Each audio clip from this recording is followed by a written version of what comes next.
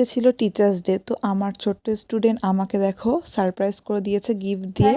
তো আজকে কিন্তু আমিও ওকে না বলে একটা সারপ্রাইজ ওকে দেবো। তো টিচার্স ডে চলে আসলো উপলক্ষে আমার স্টুডেন্টের সেই জন্য সারপ্রাইজ। স্টুডেন্ট আমাকে দেখা যাক গিফট ওর দিয়েছে। রিয়াকশনটা স্টুডেন্টকে কি আমি হয়। আজকে চিকেন চাউমিন খাওয়াচ্ছি।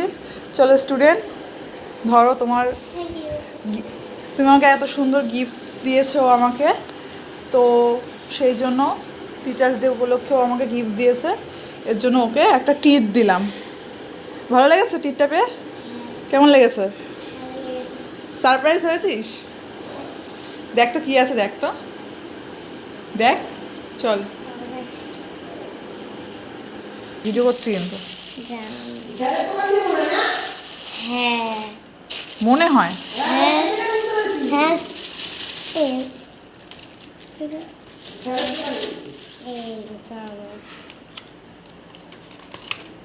এই যে,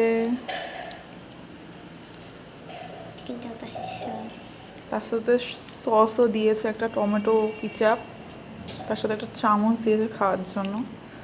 হ্যাপি? হুম।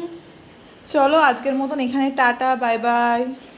দেখো আমি চলে এসেছি বাড়িতে, এসে ওর দেয়া গিফটটা আমি এখন খুলবো আর তার সাথে তোমাদের সাথে কিছু শেয়ার করছি।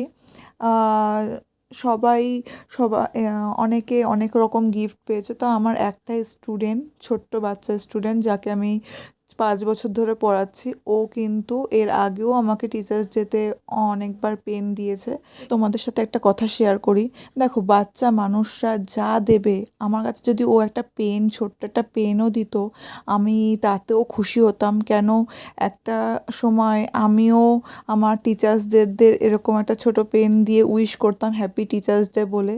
তো আমার কাছে এই যে পাওনাটা আমার কাছে অনেক বড় পাওনা, যে একটা টিচার্স ডের দিনকে যারা টিচার হয় তারা একটু আশা করে যে স্টুডেন্টদের থেকে তারা একটা মুখ থেকে শুনবে হ্যাপি টিচার্স ডে দিদি বা হ্যাপি টিচার্স ডে স্যার, এগুলো শোনাটা খুব আর তার সাথে একটু প্রণাম ছোট করে।